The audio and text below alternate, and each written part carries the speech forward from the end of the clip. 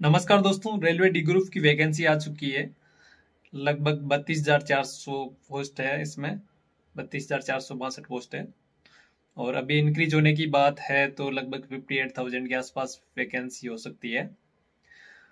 तो मैं आज आपको बताने वाला हूँ कि आपको कौन सी पोस्ट फर्स्ट प्रेफरेंस लगानी चाहिए। वो तो आप डिसाइड कर लेना। मैं आपको अलग अलग पोस्ट के बारे में क्या काम होता है, उनकी क्या जो प्रोफाइल होती है वो बताने वाला हूँ।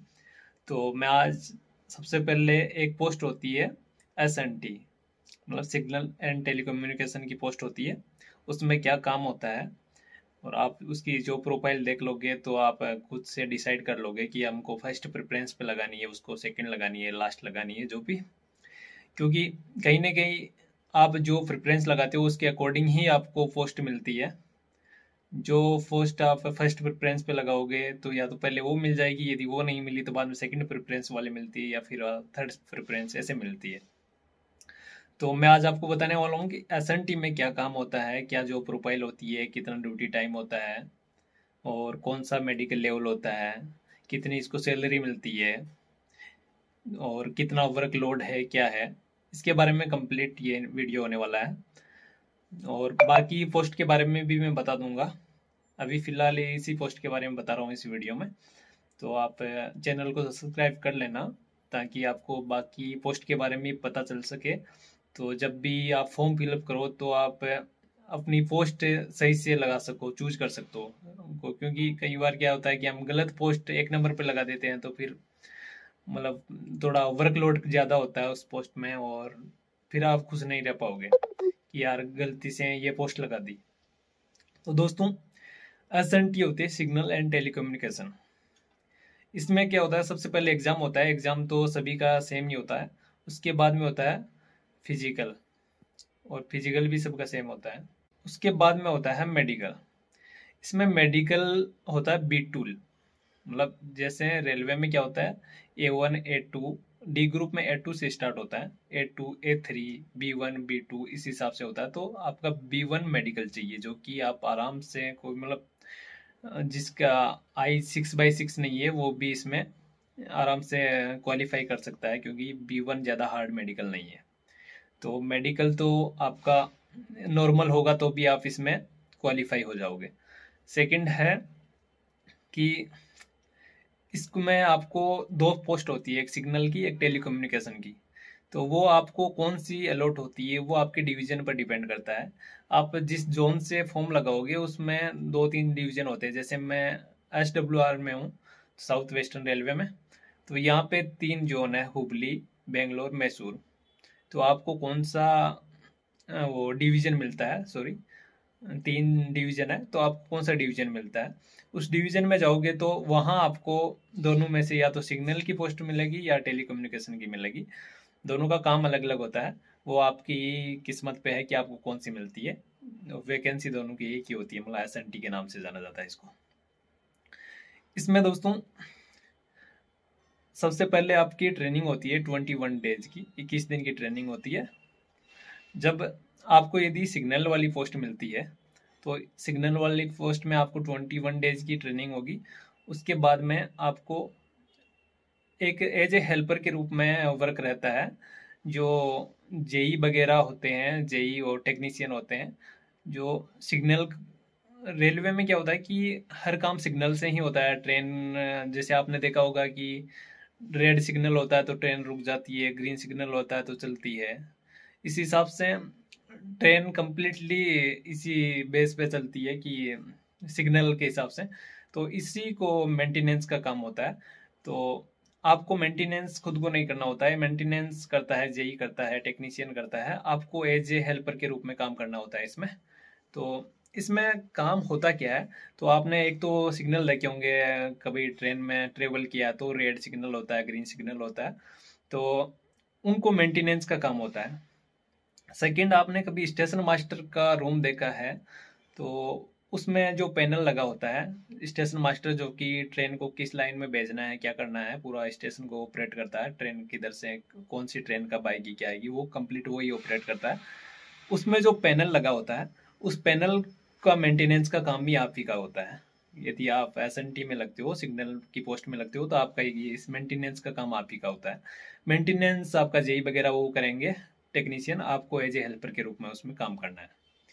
सेकंड है कि जो आपने देखा होगा कि ट्रेन एक लाइन से दूसरी लाइन में जाती है, तो वहाँ पॉइंट होते हैं, मतलब पॉइंट्स हैं जो कि आप देख सकते हो स्क्रीन में। तो उन पॉइंट्स में यहाँ क्या होता है, पहले ये पॉइंट्स मैनुअली ऑपरेट होते थे, जो कि पॉइंट्स मैन करता था। आजकल क्या है कि इसमें वो मशीन लगाई होती है, मोटर लगाई होती है, तो उस मोटर का मेंटेनेंस का काम भी आप ही का होता है।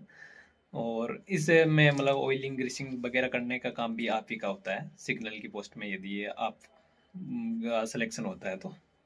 सेकंड है इसमें एक टेलीकम्युनिकेशन।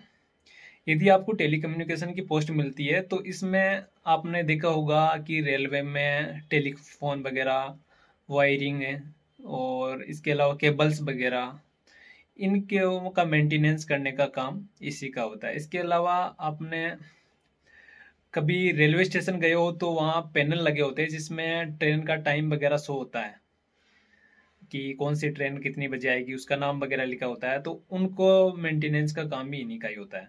इसके अलावा जितने भी सीसीटीवी कैमरा वगैरह लगे होते हैं, उनका मेंटेनेंस का काम ही इन्हीं का ही होता है। रेलवे स्टेशन पर जितने भी सीसीटीवी कैमरा लगे होते हैं, उनको नए सीसीटीवी कैमरे लगाना, पुराने में किसी प्रकार की का मेंटेनेंस करना, वो काम इन्हीं का ही होता है। इसमें करना आपको नहीं होता काम, काम जेई वगैरह टेक्नीशियन करता है, आपको एज ए हेल्पर के रूप में उनके साथ में काम करना होता है। इनमें दोनों में, सिग्नल और टेलीकम्युनिकेशन में, टेलीकम्युनिकेशन वाली थोड़ी अच्छी है। उसमें क्या होता है कि ज़्यादा काम नहीं होता है। उसमें सिग्नल वाले में क्या है, अचानक कहीं भी सिग्नल खराब हो गया बारिश की वजह से कई बार, तो उस टाइम आपको तुरंत काम है, चाहे नाइट हो डे हो, उसमें आपको ड्यूटी करना ही पड़ता है। और ऐसे वैसे आपका ड्यूटी टाइम होता है 8 बजे से लेके 5 बजे तक का ड्यूटी टाइम होता है। तो भले ही आपको सिग्नल वाली पोस्ट मिले या टेक्नीशियन वाले उसमें टेलीकम्युनिकेशन मिले, दोनों का ड्यूटी टाइम यही रहता है 8 से 5। और इसमें क्या होता है कि आपको कोई एक स्टेशन मिलता है, उसके स्टेशन के आसपास के स्टेशन है उन पे भी आपको जाना होता है। बीच में जितने भी सिग्नल है उनको का मेंटेनेंस का काम ही आपका होता है। इसके अलावा जो एक्सेल काउंटर काउंटिंग वाले लगे होते हैं ट्रैक पे, जो कि एक्सेल काउंट करते हैं ट्रेन का कि हाँ कितने व्हील चले गए, उसके हिसाब से पता चलता है कि हाँ ट्रेन पूरी कंप्लीट चली गई या नहीं गई है। कई बार क्या होता है कि पार्टिंग हो जाती है बीच में से ट्रेन, तो उसमें क्या है, एक्सेल काउंटिंग करने के लिए ट्रैक पे लगी होती है एक मशीन सी, जो एक्सेल काउंट करती है। उसके हिसाब से पता चलता है कि हाँ एक ट्रेन में सपोज करो 100 एक्सेल है, मतलब व्हील है, तो आगे वाले स्टेशन पर यदि कंप्लीट 100 व्हील काउंट नहीं हुए, इसका मतलब कि कहीं ट्रेन का आधा हिस्सा पीछे रह चुका है। इसी हिसाब से स्टेशन मास्टर को पता चलता है कि हाँ कंप्लीट ट्रेन आ गई या नहीं आई है। उसके हिसाब से ही वो अगली ट्रेन को लाइन क्लियरेंस देता है। और तो इसमें आपको ज़्यादा उतना हार्ड वर्क नहीं होता,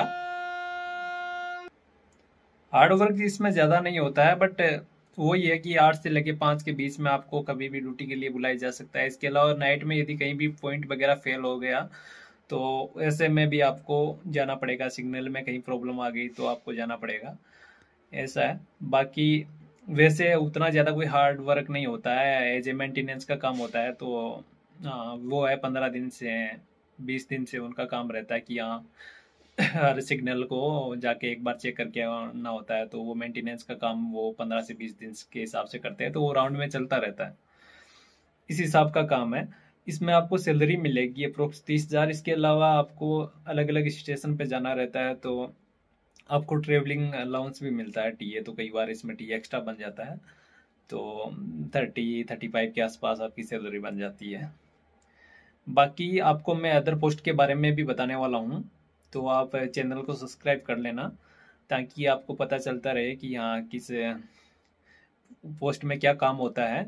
उस हिसाब से आप अपनी पोस्ट चूज कर सको, क्योंकि कई बार क्या है कि हम पोस्ट गलत चूज कर लेते हैं, तो फिर आपको प्रॉब्लम होती है, क्योंकि फिर वापिस से जो आपकी फर्स्ट प्रेफरेंस होती है, सेकंड प्रेफरेंस होती है या थर्ड प्रेफरेंस होती है, उसी में से कोई एक पोस्ट मिलती है आपको। तो ऐसे में कहीं ना कहीं पोस्ट प्रेफरेंस सही से पहले से पता हो, उस हिसाब से ही लगानी चाहिए। तो आपको कंप्लीट मैंने इसके बारे में बता दिया। यदि ये पोस्ट गर्ल्स के लिए काफ़ी अच्छी है, क्योंकि इसमें गर्ल्स के लिए यदि टेलीकम्युनिकेशन की पोस्ट मिलती है तो ज़्यादा कोई हार्ड वर्क नहीं है। बाकी कई पोस्टें हैं उनमें काफ़ी ज़्यादा हार्ड वर्क होता है इंजीनियरिंग वगैरह में। तो ये काफ़ी अच्छी, यदि गर्ल्स को फर्स्ट प्रेफरेंस लगानी हो तो भी मैं रिकमेंड करूँगा। बाकी बॉयज फर्स्ट तो नहीं, बट सेकंड प्रेफरेंस लगा सकते हैं या थर्ड प्रेफरेंस लगा सकते हैं इसको। बाकी फर्स्ट प्रेफरेंस कौन सी पोस्ट लगाए वो भी मैं आपको अभी कंप्लीट एक बार सभी पोस्ट के बारे में बताने के बाद मैं आपको ये भी बता दूंगा कि आपको कौन सी पोस्ट पर फर्स्ट प्रेफरेंस पे लगानी चाहिए, कौन सी लास्ट पे लगानी चाहिए, किस में सबसे ज़्यादा प्रमोशन होता है, किस में कम प्रमोशन होता है।